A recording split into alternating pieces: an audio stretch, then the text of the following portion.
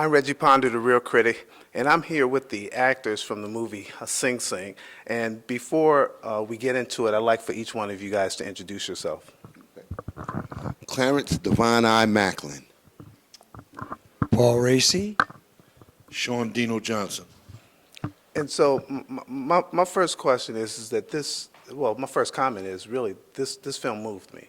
I've been in lockup, but I've never been in prison. Okay. So I don't, just to kind of imagine what you guys were trying to convey to us was, wow, it was moving. So how did you guys feel just trying to go through this process of putting this on the screen? Well, going back into the prison, there was a lot of apprehension because, we got to put greens on again. And I was actually in a cell that was right underneath a cell I was actually in while I was in that particular prison. But for the most part, the purpose of doing this piece was more important than our apprehension. The message that we wanted to give to the world was a lot more important than our little minor uncomfortability for going back in. For me, we were in a prison, man. This is no movie set, no Hollywood, and to be with the real guys that were in the program was incredible. So the gravity of the subject matter was right there with us the whole time. And and the seriousness of our director and everybody on that set just made it like, we're going to do this thing. And I was pleasantly surprised at the ability of the actors that they'd gathered that were in this program. You got Colman Domingo and Paul Raci, big deal. These guys brought it. And you've seen it, so in every scene, they were fantastic. So it was a labor of love in an ugly situation, I gotta say, The process that RTA went through has been Sing Sing's best kept secret for years. And it changed so many lives. And it's all been kept hush. And all the apprehension went away when it's about telling the story. So many people need to know what the arts can do and what you want them to walk away with. It's such more important than how I felt putting those greens back on and going through the traumatic experience. Wow. So I got a question. What you know about Shakespeare? Yeah! Man, listen, you want to know about Shakespeare? Ask him. I just did. Hey, listen, I didn't even know that I even had a knack for Shakespeare until I tried it. I didn't know that I could hear the man speak, and interpret these words the way I did until I gave it a shot. And that led me to realize that how many other brothers that come from the projects or come from my circumstances that don't really know their full potential because they haven't been exposed.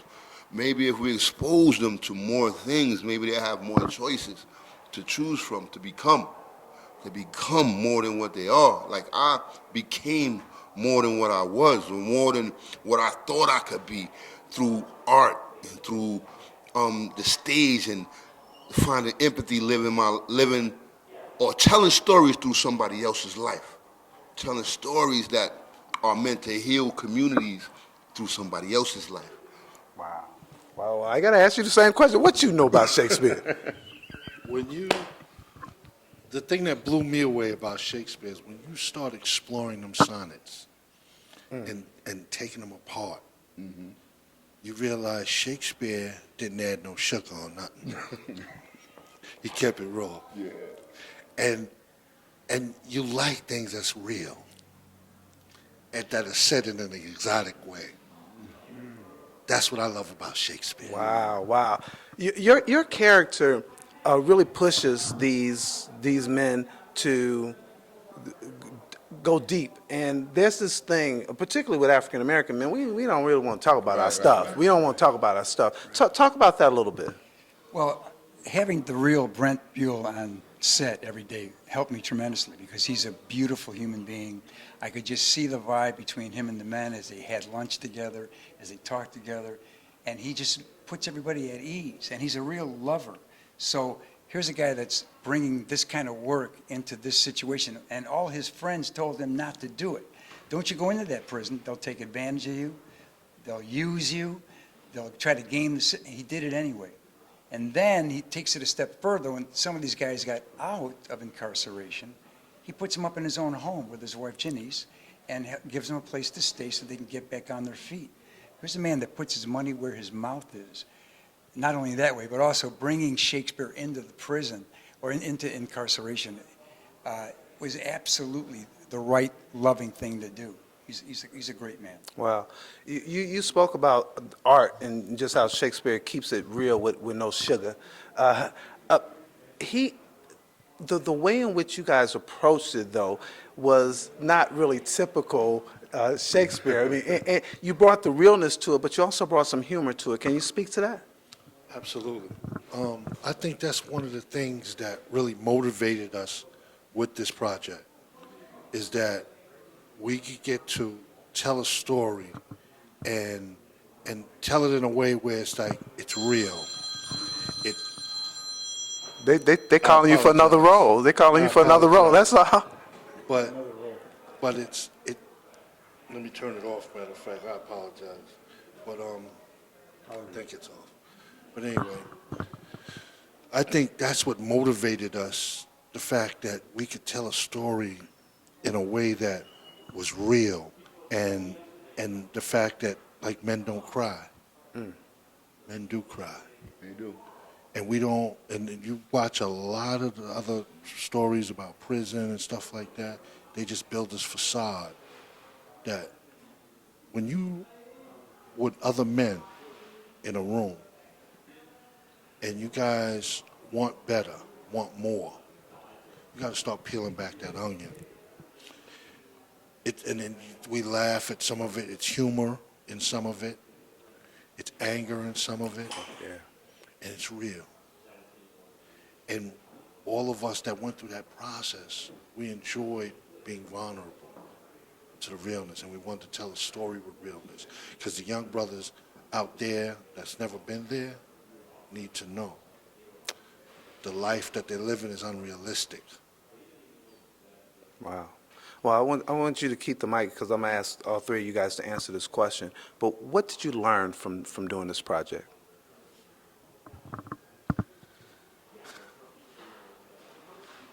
Better yet,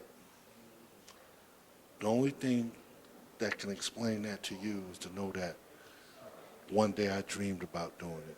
Wow. One day I dreamed about being in a room with guys like Paul Raci, Colman Domingo.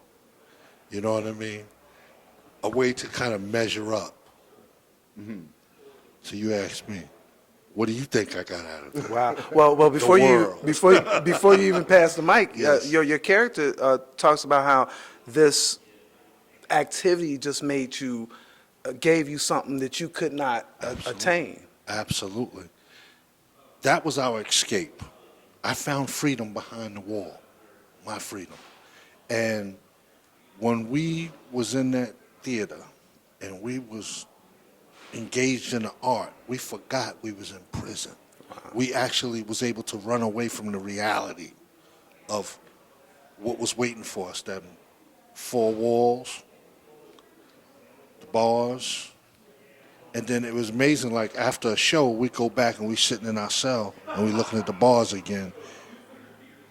It's like taking a fish out of cold water and throwing them in hot water. Wow. So you can imagine what it went through, but it felt good. You felt like you achieved something. And for a lot of people, that's big. That is big. Paul, what did you learn from this project? Well, it just kind of reinforced what I'd already learned a little bit before that. You know, my first break was Sound of Metal, shot in 19 days for no money. Then I go on and I do a Netflix thing with Jennifer Lopez. I do Perry Mason for HBO Max. You know, you get to do 25 takes here. And then I go back to the roots of doing Sing Sing for no money in 19 days. So what did I learn? Do you need like $10 million to make a movie? Really? You need 5, 9, 10, $15 million to make a good movie? I don't think so. I don't think so. You all you need is some heart, some soul, and then, as Dino said, put that stuff out there into the universe. And the universe always says yes. It never says no. It always says yes. Wow. Devon? What I learned from this particular project was that there's a power in coming together and creating something that's meant to heal, creating something that's meant to better somebody else's situation. There's a power in coming together and putting that together. I learned that I have that power. I have the power to heal. I have the power to connect, to influence. I have all these powers, and I could do that through performance. Through my performance, I can do all these things. I could be a healer. I could be, and it gives us the sense that though what we were striving for while we was in prison was to be able to come out and add on to society in a positive way, to be able to connect and to be able to, we all did a lot of wrong in our life. We did a lot of wrong. Paul too? I don't know about Paul. Paul did some things. Y'all think, yeah. We've done some things, man, and we have atonement. We like some of us, we feel as though the scale could never be tipped back the same. Like we can never make up for some of the things that we did. However, we can never stop trying. It's impossible for us to stop trying. We know the scale ain't gonna never tip back again, but we still have to put the work in. We still have to attempt. We still have to add on to the positivity of everybody else and everything else. That's what we got to do. Wow. Hey, that's not to say, if Marvel's listening, I'm not saying I'm not going to do your movie. That's really good. When you talk about the no money thing, the way in which there was compensation for this, obviously you guys didn't do it for the money. You did it but the creative way in which it was done, where everybody seemed to have a stake in ownership in it, did that make you guys a tighter group, you think? I believe we got there a tight group. We was already a tight group when we got there. That would have happened anyway. But stuff does come from the top. Our director was a very vulnerable, sensitive man, and so we all felt that. We all wanted to be right behind him. Great. Well, we have to kind of wrap up here, but what do we not see that was in the making of this film? What is it that we don't see that you can share with me in the making of this film? Man, there's so much that you don't see. I would say this. It was on a 90-degree days, and in prisons, buildings, the sweat drips down the walls. The windows don't open. They don't open. Right. No And in ventilation. between takes, we was going and standing in the freezer Yeah, that's the part to you stay don't see. cool. Big freezer. That's the part you didn't see. Wow. Yeah. My dressing room was a cell with a little towel to make it look like a rug, okay? So I feel at home. I mean, we're in a prison, man. So you didn't see that, but it was not a Hollywood set, man. Yeah. You didn't see the groundhog that came out and see us every day. Wow. Yeah. Well, my last question will be really about the impact that you'd like for this to have for other folks. And start. What I want people to walk away with is knowing that men can change. Women can change. We can learn to love again. Society has a way of desensitizing us. And there's a correct way of going through that process. And there's an army of men and women that are coming home from prison that are eager to be a part of their community. Just knowing that it's possible. Yeah, the incarceration system is effed up. You're not going to rehab men and women by devaluing them. You're going to rehab them by telling them what's good inside of them, by pumping them up, making them feel good about that this thing that we call life, everybody's got it. And we've all got to support each other rather than tear them down. You're in this, you know, this punishment thing is not going to work. It's not working, obviously. Yeah, what I would like people to walk away with, or what I would like for them to learn, is that there are men and women in your own communities just like us. It's just like us. They just need some support. They just need somebody to believe in them, and they will believe in themselves. If you light the spark, if you spark it, the fire will catch. Wow, wow. Yeah, no, this is not a question, but this is a question that I really wanted to ask because it was in the movie. Are you acting in this interview?